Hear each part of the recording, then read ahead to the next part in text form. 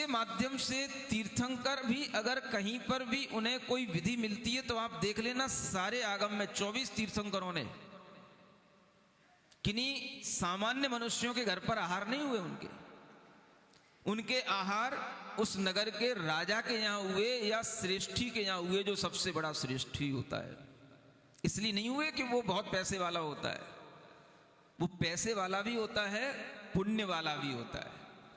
पैसे वाला होने के साथ साथ जब वह पुण्य वाला होता है तभी जाकर के तीर्थंकरों की विधि उससे मिलती है, और तभी तीर्थंकरों के आहार ऐसे श्रीमंतों सेठों के यहां होते हैं। तो श्रीमंत और सेठ पैसे वाले भी पुण्य के कारण से होते हैं, ये भी ध्यान रखना। बोलो, नहीं समझ में आता? तुम पैसे वाले हो जाओगे तो कहोगे हम पुण्य से हुए, और दूसरा पैसे वाला दिखता हो तो भाई तो पाप के कारण से पैसा आ रहा है इसके यहां। ये तो तुम्हारी बुद्धि चलती है। तो जो भी सेठ होगा, श्रीमंत होगा, उसके अंदर भी पुण्य होगा, तभी उसको ऐसा संयोग मिलेगा, नियोग मिलेगा कि वह सेठ होकर के भी वह पड़गाहन करने की इच्छा रखता है।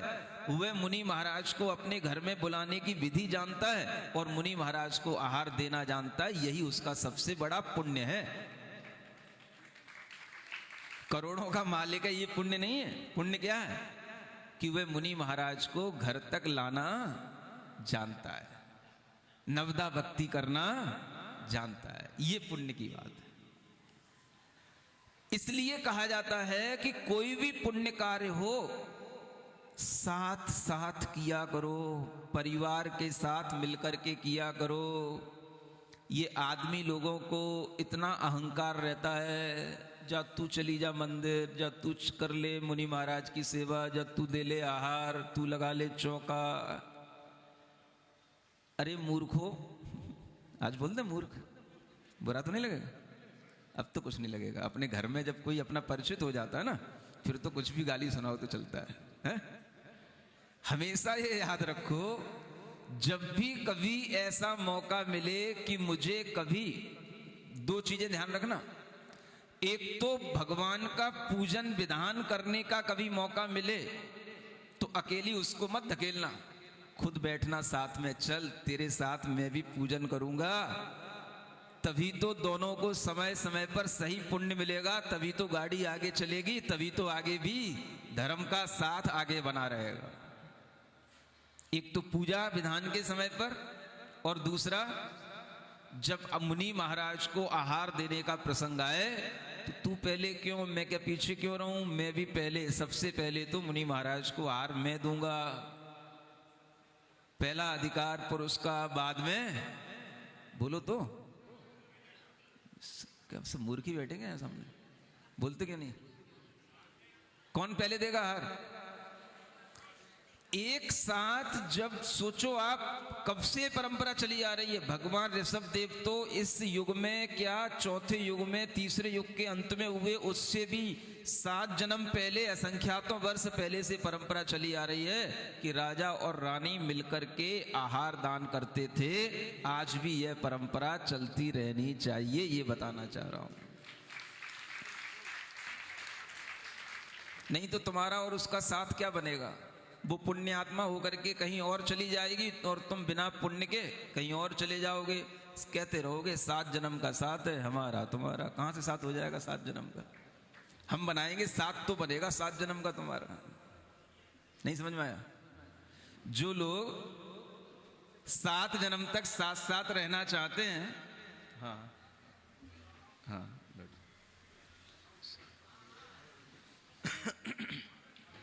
सुन रहे हो कि नहीं? कितने लोग चाहते हैं हमारी पत्नी 7 जन्म तक हमारे साथ साथ रहे?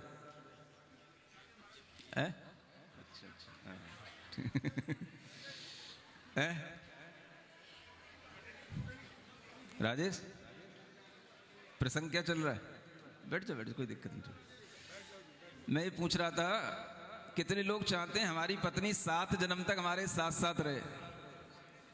मंत्री महोदय भी आए हैं, सभी चाहते हैं ना। जिसके जो परिवार में जो अच्छा मिल गया है वो 7 जन्म तक रहे, और अगर अच्छा नहीं मिला तो ये भगवान अगले जन्म में इसकी शकल भी ना दिखे। तो देखो कितनी अच्छी ये इससे सिद्धि होती है कि अगर आप 7 जन्म तक साथ साथ रहना चाहते हैं, थोड़ा सा इधर आगे बढ़े, क्या सुना? 7 जन्म तक अगर आप साथ साथ रहना चाहते हैं तो धर्म कार्य मिलकर के साथ साथ करना, तो 7 जन्म तक तुम्हारा धर्म के साथ साथ बना रहेगा, अधर्म के साथ तो वो साथ बदल ही जाएगा।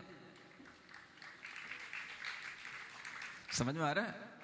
इसलिए यह आहार दान की प्रक्रिया चलती है, और इस आहार दान की प्रक्रिया में जो राजा और रानी एक साथ मुनि महाराज को आहार दे लेते हैं तो उन्हें इस जन्म का और कुछ याद रहे ना रहे, लेकिन वह संस्कार ऐसा पड़ जाता है आहार देने का, पड़गाहन करने का, नमोस्तु बोलने का, मन शुद्धि, वचन शुद्धि, काय शुद्धि बोलने का, कि जब कभी किसी भी जन्म में तुम्हें मुनि महाराज सामने दिख जाएंगे, हो सकता है तुम्हें अपने आप याद आ जाए। इसको बोलते हैं जाति स्मरण। क्या बोलते हैं? हाँ, पूर्व जन्मों का स्मरण हो आता है। ये साइंस ने भी प्रूव कर दिया है। पूर्व जन्मों की स्मृति हमारे दिमाग में आ जाती है, वो किसी प्रसंग को लेकर के आ जाती है, और ऐसे हमें कई लोग मिले हैं जो पूर्व जन्म की स्मृति के साथ भी हमारे सामने आए हैं। समझ में आ रहा है? तो इस विषय को बिल्कुल विश्वास के साथ रखना कि पूर्व जन्म में अच्छे किए हुए कार्यों की भी स्मृति आपके दिमाग में आ सकती है, बुरे की भी आ जाती है। जिससे आपका अनुबंध वैर का हो गया है वो भी अगले जन्म में अचानक से सामने आएगा, तो आपके दिमाग में एकदम से ये आ जाएगा, ये मेरा पुराना जन्म का वैरी है।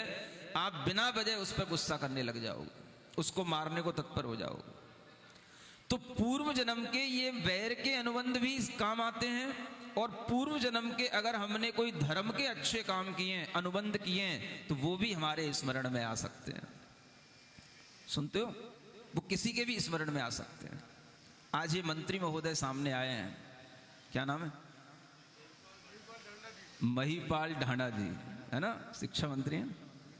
आप सोचें, यह शिक्षा आपके ज्ञान की वृद्धि करने के लिए है कि अगर आप यहां उपस्थित हुए हैं, आपको आज अगर कुछ 2 शब्द सुनने को मिल रहे हैं, आप अगर सामने बैठ करके ये अपने मन में अच्छा भाव ला रहे हैं कि आज मुझे दर्शन हो रहा है, इस अच्छे वातावरण में आने का मुझे सौभाग्य मिला है, ये संस्कार आपके अंदर कभी बैठ गया और आज बैठ गया, तो मैं निश्चित रूप से कहता हूं किसी भी जन्म में आप मुनि महाराज को देख करके उनके समक्ष अपने आप नतमस्तक हो जाओगे, क्योंकि आपका संस्कार कहेगा मैंने पहले भी इनके दर्शन किए।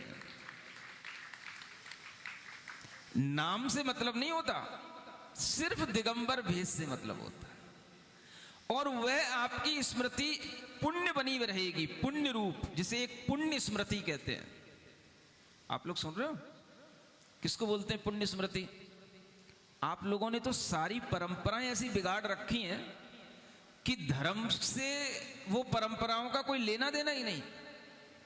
जो पिताजी, जो दादाजी चले गए, उनको हम कहते हैं पुण्य स्मृति में, उनकी पुण्य स्मृति में। उनकी क्या पुण्य स्मृति होगी भाई? जो पुण्यवान जीव हों उनकी स्मृति करोगे तो पुण्य स्मृति कहलाएगी। अगर आप दिगंबर साधुओं की स्मृति करते हैं तो आपकी बुद्धि, आपकी स्मृति, आपकी सुमति हमेशा पुण्य रूप कहलाएगी। इसको कहते हैं पुण्य स्मृति। सुन रहे हो? मरने के बाद में दादाजी की स्मृति को क्या पुण्य स्मृति कहना? उन्होंने जो पुण्य किया नहीं किया वो एक अलग है, लेकिन सबसे बड़ा स्मृति वह जो आपको धर्मात्मा जीव की स्मृति कराए। जो पुण्यवान जीव हैं, जो धर्म को आगे बढ़ाने वाले जीव हैं, उनकी स्मृति अगर हमारे अंदर आती है तो हमारी स्मृति हर समय पर पुण्य स्मृति बनी रहती है। इसलिए अपनी स्मृति को भी पुण्य स्मृति बनाना, और वह इसी तरह के प्रसंगों से बन जाती है। तो जाति स्मरण होता है, पूर्व जन्म के स्मरण से हमारे लिए ऐसे प्रसंगों का ज्ञान हो जाता है, और इन्हीं प्रसंगों के माध्यम से हम अपनी बुद्धि को पवित्र बनाते हैं, बुद्धि की पवित्रता बनी रहने के लिए ही हमें आहार दान आदि की प्रक्रिया को अच्छे ढंग से संपादित करना चाहिए। यही आज का यह प्रसंग है।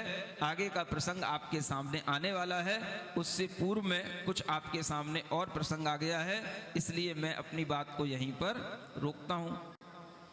ठीक है ना? क्या समझ में आ गया आपको?